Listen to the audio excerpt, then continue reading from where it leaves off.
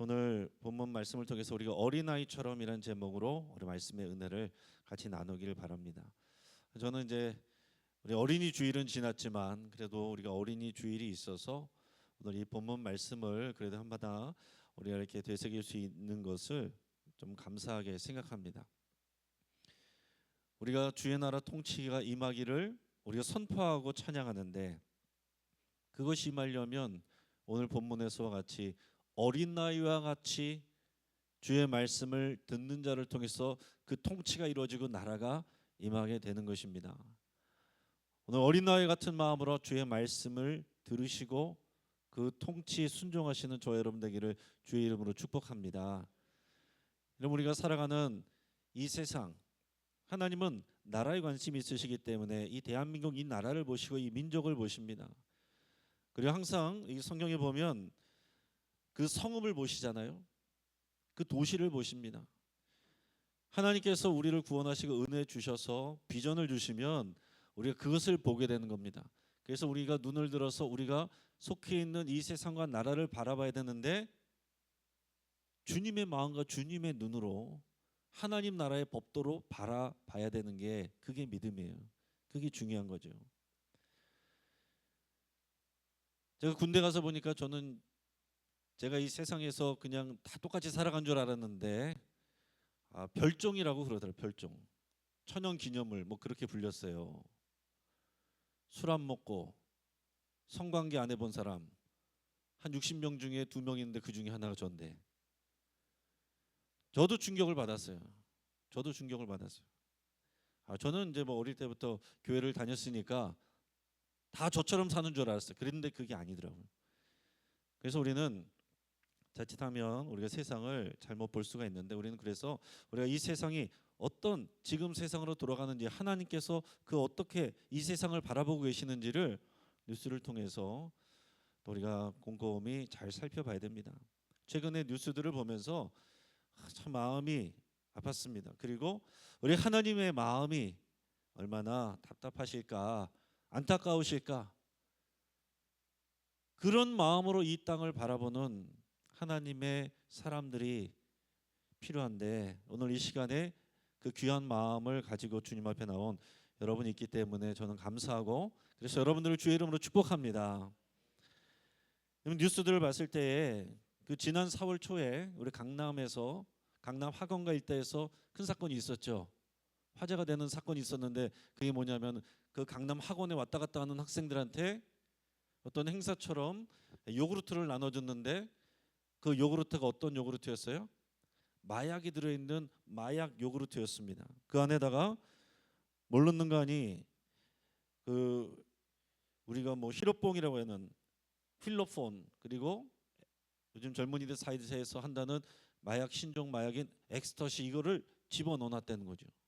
그리고 이제 그거를 한 사람들은 고액 알바니까 그냥 알바한다고서 지나가는 학생들 준 거예요.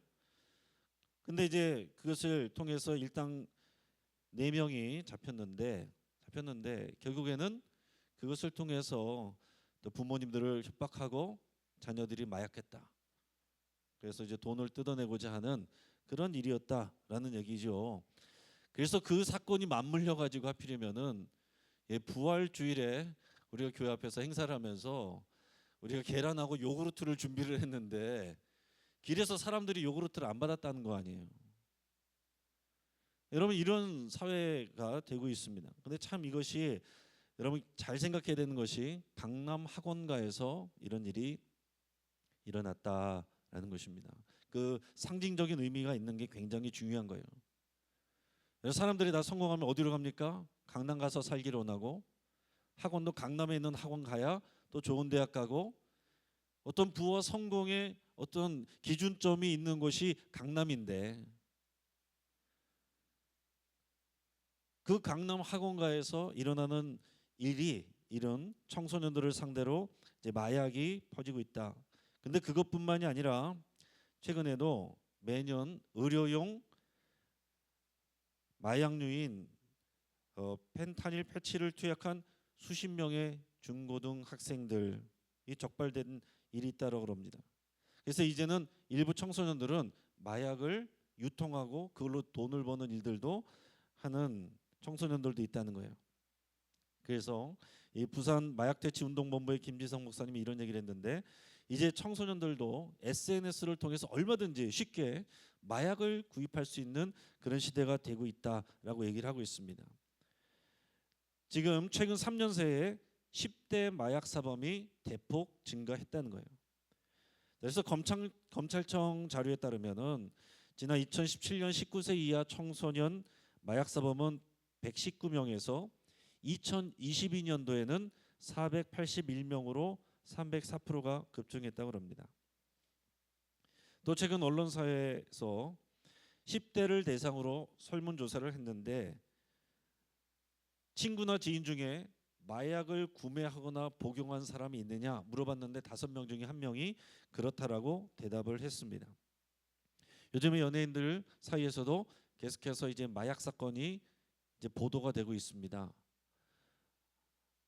뭐 개인적으로 맞기도 하고, 병원에 가서 그 프로포폴이라는 것을 이제 약물처럼 처방받는데 실제로는 그것을 과다치로 받아서 그것을 이제 마약처럼 복용하는 그런 일들도 일어나고 있고, 그런 것이 연예인들을 통해서 또 돈 많은 사람들을 통해서 이런 것이 굉장히 많이 일어나고 있다는 것이 뉴스를 통해서 드러나니까, 이런 거에 또 접촉하는 청소년들은 점점 더 이런 부분에 대해서, 이런 소식에 대해서 이것이 일상화된다, 마약 문제를 점점 문화처럼 일상처럼 그렇게 받아들이는 그런 시대에 우리가 살고 있다라는 것입니다.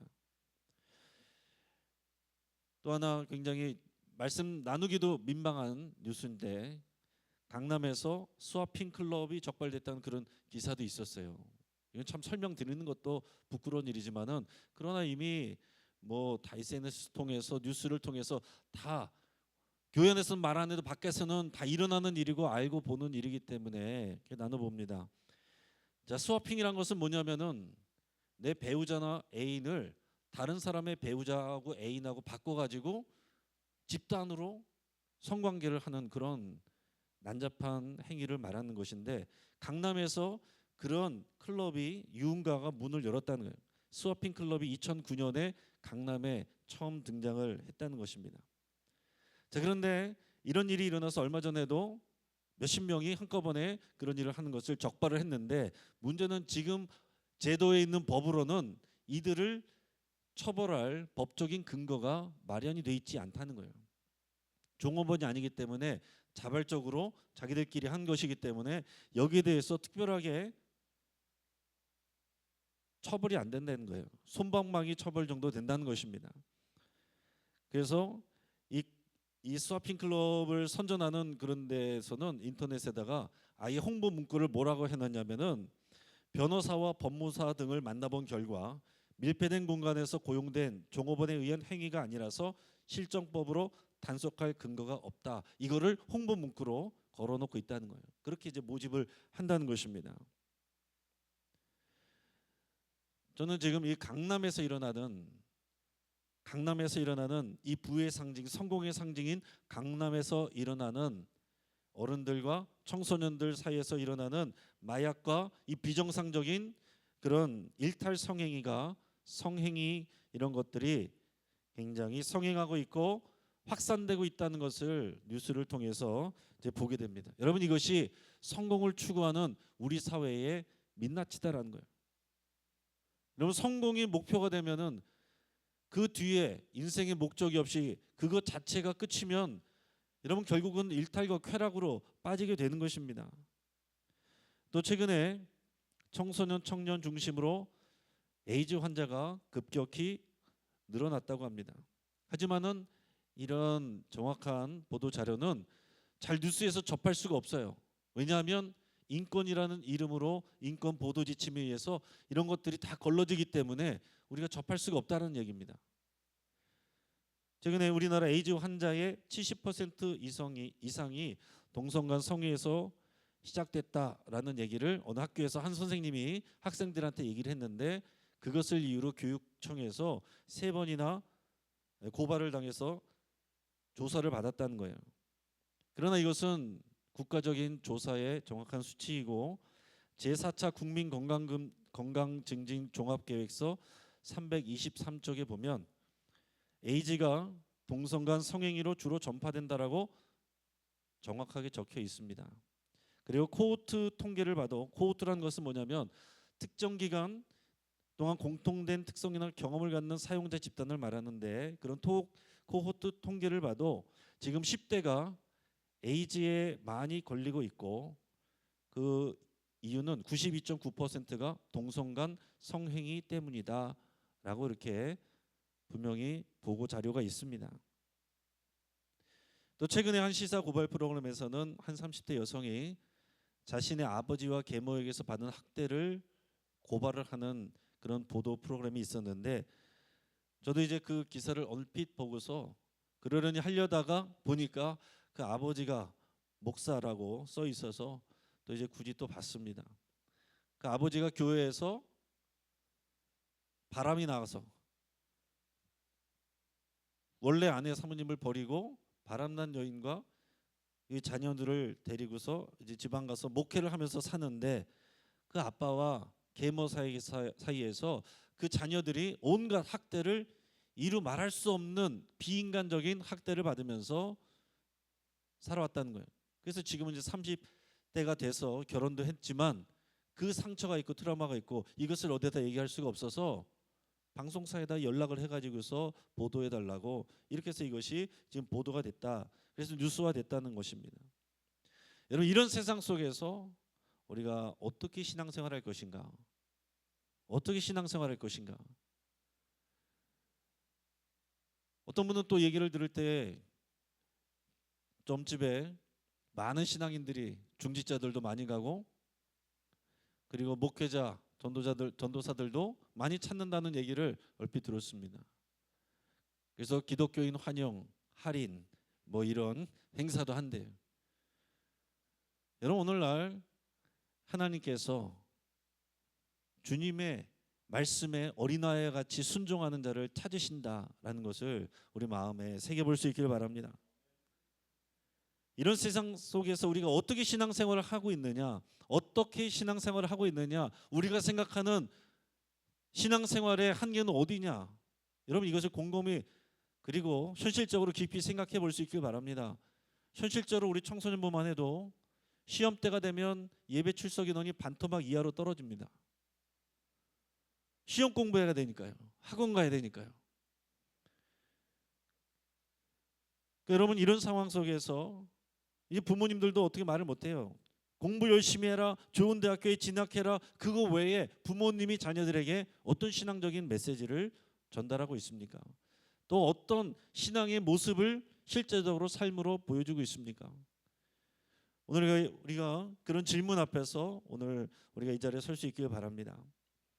자, 오늘 본문에서는 예수님이 제자들과 대화를 나누는 그런 내용이 나오는데요. 예수님이 갈릴리 가버나움 지역에 있을 때 거기서 제자들끼리 논쟁이 벌어졌습니다.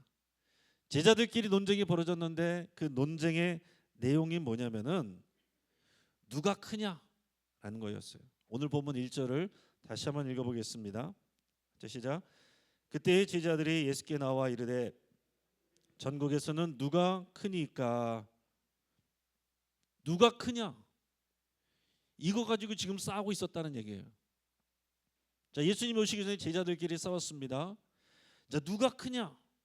그러다 예수님이 물어보니까 잠잠해졌는데 아무 말도 못하다가 다시 제자들이 와서 물어봤어요. 이번에는 말을 조금 바꿔서 천국에서는 누가 큰 자입니까? 이렇게 물어봤어요.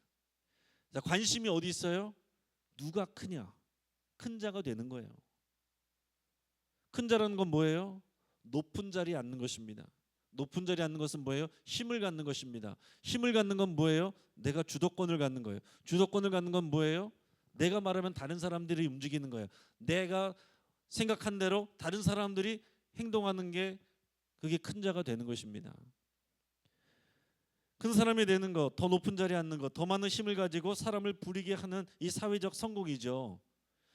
그 시대 2000년 전에 제자들이 갖고 있었던 생각이나 오늘날 21세기를 살아가는 대한민국의 표준적인 성공에 대한 가치관이 크게 틀리지 않다라는 것입니다. 누가 큰 자가 되느냐, 누가 더 높은 자리에 올라가느냐, 거기에 관심이 있다는 거예요. 여러분 그 관심 때문에 결국에는 시험 때가 되면은 예배 시간에 학생들이 줄어들고, 화창한 날씨가 되면은 장년들은 놀러 가서 예배 시간에 예배 자리가 줄어들고, 그게 다르지 않다는 얘기죠. 예수님을 처음 만났을 때 이 제자들 예수님 만나고 은혜 받았어요. 그래서 예수님을 따르는 사람들입니다. 이렇게 예수님을 전적으로 따르는 정도의 믿음을 갖고 있는 사람들인데, 그 안에 여전히 예수님을 따르면서도 그 안에 갖고 있는 생각이 뭐예요? 누가 크냐? 누가 크냐? 누가 큰 자가 될 것이냐? 누가 더 높은 자리에 앉을 것이냐? 이게 가장 큰 관심이었다는 겁니다. 오늘 그 장면을 여러분 깊이 잘 생각해 볼 수 있길 바랍니다.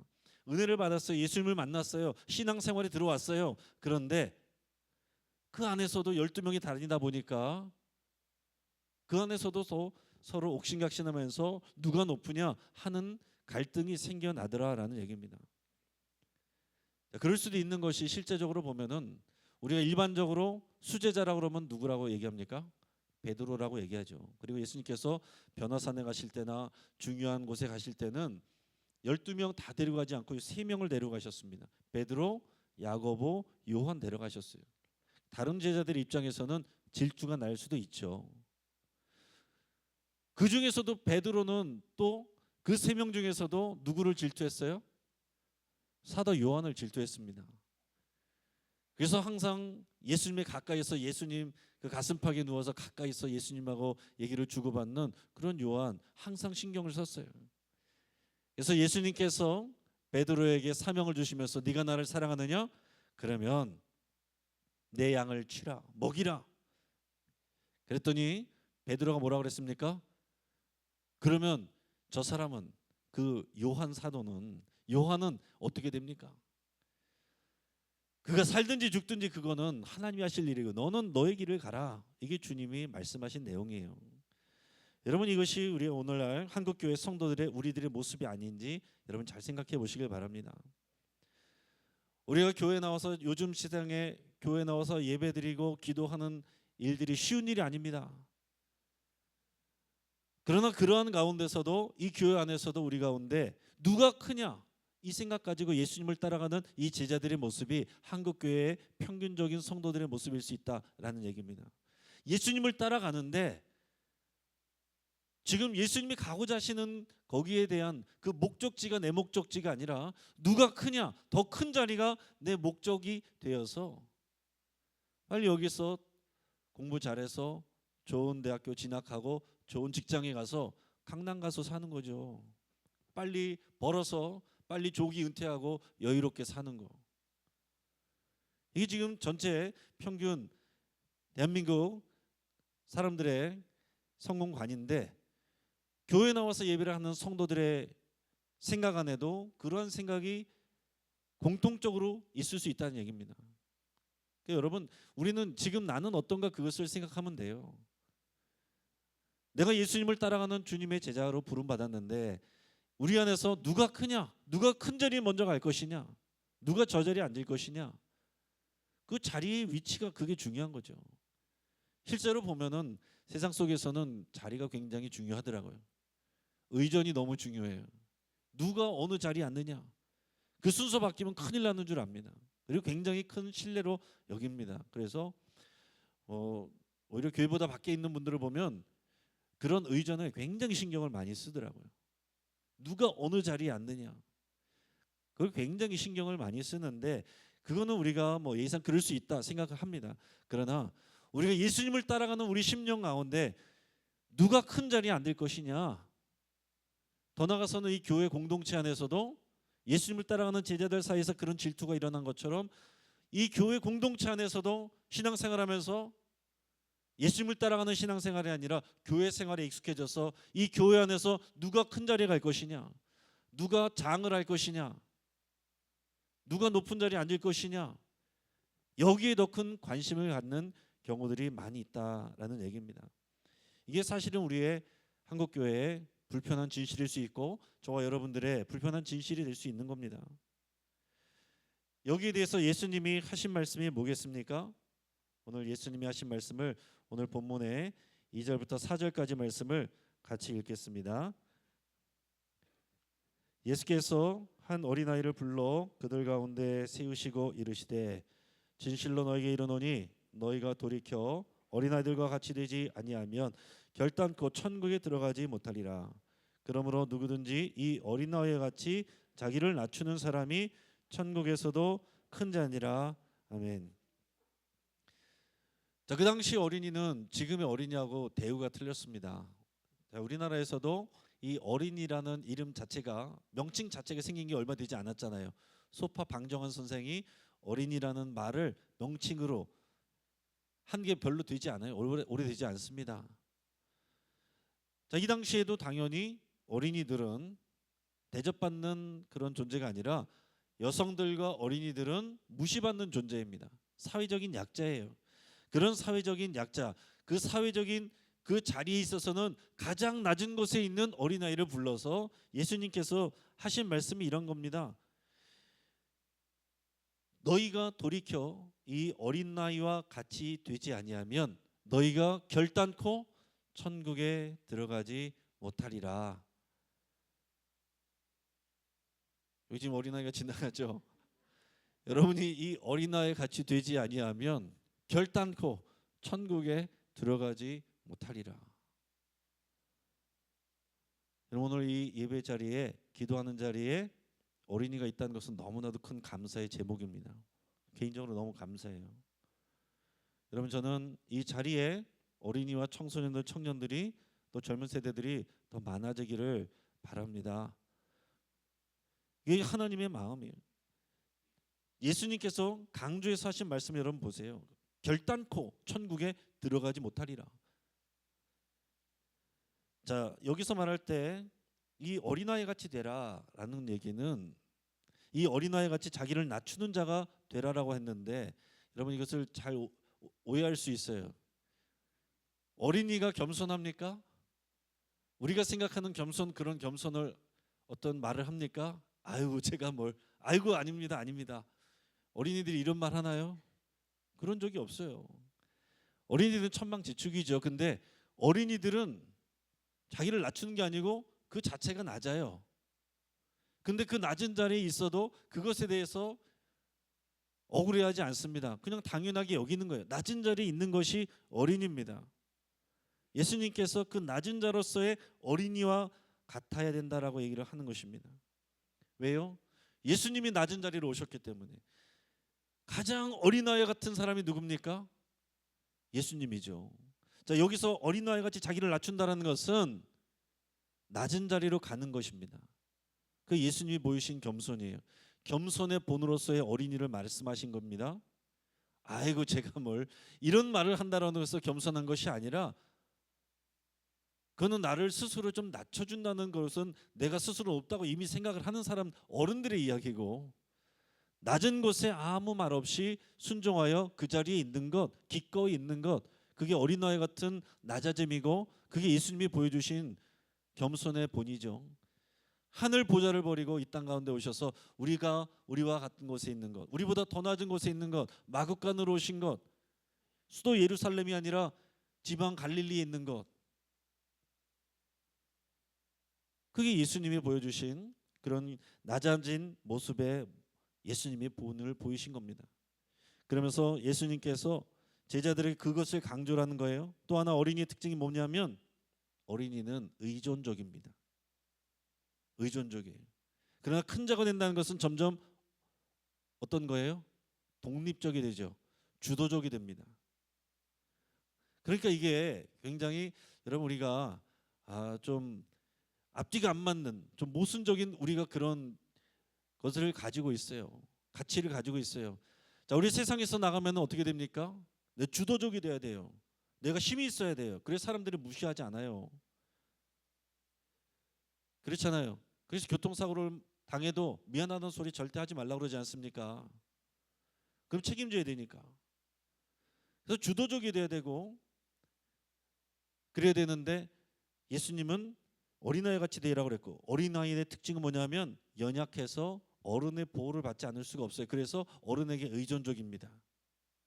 그러니까 우리가 신앙생활에 성숙한 신앙으로 가는 것은 주도적인 신앙으로 가면서 주도적으로 의존적이 되는 거예요.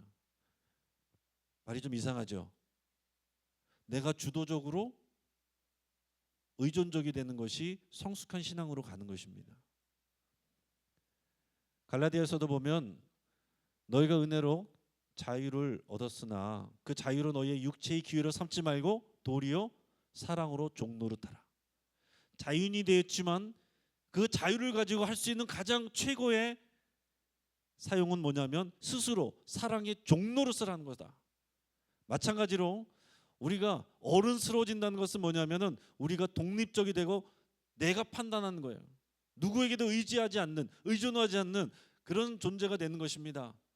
남들이 나에게 의지하게 되는 그게 성공한 큰 자의 모습이죠. 그런데 신앙생활은 어린아이 같이 되는 것은 우리가 하나님께 어린아이 같이 철저하게 의존적이 되는 모습, 거기에 머물러 있는 모습, 그것이 예수님이 말씀하시는 겁니다.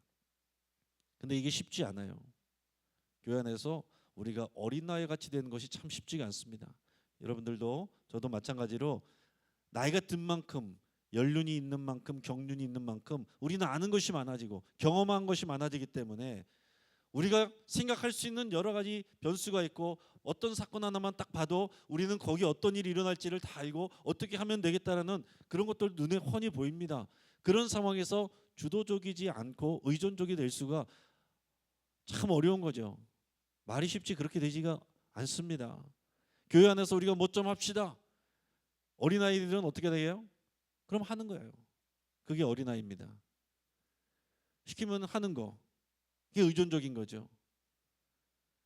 그러나 그렇지 않은 거, 어른스럽다는 표현은 어떤 것입니까? 어른들은 어떻게 해요?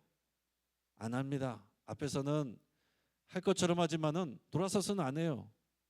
그러고서 아이고 안 해도 돼. 아이고 다 하는 방법이 있어. 내 경험이 있거든요. 내 경험을 믿는다는 얘기죠. 자, 우리 신앙생활에서 어린아이 같이 된다는 것은 철저히 주님께 의존적이 되는 것이고, 그리고 내가 쉽게 먼저 판단을 하지 않는 것입니다. 그래서 신앙생활할 때 판단이 빠르고 똑똑한 분들이 신앙생활 잘 하기가 어려운 부분들이 많이 있어요. 판단이 빠르고 계산이 빠른 경우에 순종하기가 어려운 경우들이 많이 있습니다. 똑똑해지고 경험이 많아지고 내가 아는 것이 많아질수록 어린아이 같이 되는 것이 점점 어렵다는 얘기예요. 그런데 우리가 의지적으로 우리의 믿음으로 주님 앞에서 의존적이 되고 단순하게 믿는 그 믿음으로 나가는 것, 그게 우리가 신앙의 순종입니다. 이게 굉장히 어렵다는 거예요. 근데 오늘 3절에서 보면 예수님은 뭐라고 그랬습니까? 너희가 돌이켜라고 그랬어요. 돌이키라. 자, 지금 예수님을 따르는 제자들이에요. 근데 너희가 돌이켜서 어린아이 같이 되지 아니하면 결단코 천국에 들어가지 못하느니라. 여러분, 오늘 한국 교회에 있는 우리 성도들에게도 예수님께서 이렇게 똑같이 말씀하시는 것입니다. 예수님을 따라가긴 하지만 여전히 내가 주인 되어서 누가 더 큰 자가 되느냐, 사회적 성공을 하느냐, 더 강남에 가서 자리를 잡느냐, 빨리 성공하고 은퇴해서 우리의 노후를 편하게 사느냐, 다 이 관심 가지고 예수님을 따라갈 때, 그것을 위해서 하나님께 기도하고 있을 때에 너희가 돌이키지 아니하면, 그래서 어린아이와 같이 의존적이 되고 단순한 믿음으로 나를 따라와서 낮은 곳을 임하지 아니하면 결단코 너희가 천국에 들어갈 수 없느니라. 왜요? 가는 길이 틀리니까요. 가는 길이 틀리니까요. 예수님은 낮은 곳으로 가고 십자가로 가시는데 제자들은 더 높은 곳으로 올라가고 있다는 얘기입니다. 가는 길이 틀리다는 거예요. 예수님하고 가치는 있는데 가는 목적지가 틀리다는 얘기죠. 우리 자신을 한번 잘 생각해 보시길 바랍니다. 오늘 이 자리는 돌이키는 자리예요. 돌이키는 사람이 복이 있습니다. 돌이키지 않고 우리가 교회 생활에 익숙해서 남들이 볼 때는 나 스스로도 신앙생활 잘하고 있다고 생각하지만 주님 보실 때 너희가 돌이켜 이 어린아이 같이 낮아지지 않으면 결단코 천국에 들어가지 못하느니라 라는 말씀을 들을 사람들이 너무 많다라는 사실입니다. 사랑하는 여러분, 오늘 이 시대에 하나님께서 어린아이와 같이 순종하는, 또 단순한 믿음으로 주님께 철저히 의존하고 주님이 그렇다면 그런가 보다 하고 믿는 그런 주님의 제자들을 찾고 계십니다. 여러분, 우리 새벽의 말씀도 그렇잖아요. 애굽에서 나온 출애굽 1세대들은 자기 생각이 많아요. 하나님이 분명히 약속해 주셨는데 믿는 것처럼 보입니다. 그 길을 가는 것처럼 보입니다. 그런데 결정적으로 내가 손해 볼 만한 상황이 됐을 때는 내 생각이 딱 들어가는 거예요. 애굽 땅이 더 좋았다. 지금 우리를 죽이려고 지금 데려왔느냐? 저 땅에 들어가서 죽느니 여기서 죽는 것이 낫다. 그 판단과 말을 했을 때에 그로 인해서 그들은 하나님의 기적도 받고 약속도 받았지만 광야에서 40년 동안 다 죽었습니다. 그들이 죽기까지 하나님이 기다리셨고 어린아이처럼 하나님의 말씀을 믿고 그 땅을 바라보고 순종하며 소망하는 사람들, 그 2세대 다음 세대들을 통해서 하나님이 역사하셨다라는 사실입니다. 사랑하는 여러분, 하나님의 은혜와 영광을 보고 그러고서도 광야에서 죽은 출애굽 1세대가 되지 않기를 주의 이름으로 축복합니다. 어린아이처럼 우리 눈으로 봤을 때는 분명히 거인 족속이고 해서는 안 될 것 같처럼 현실적으로는 보이지만 주님이 주신다고 하셨으면 단순히 어린아이처럼 믿고 의존하여 가라면 가고 서라면 서는 그런 주님이 찾으시는 주의 나라와 통치를 누려받는 저와 여러분 되기를 주의 이름으로 축복합니다. 여러분 이 시간 같이 한번 기도하겠습니다. 할렐루야. 하나님 아버지 감사를 드립니다.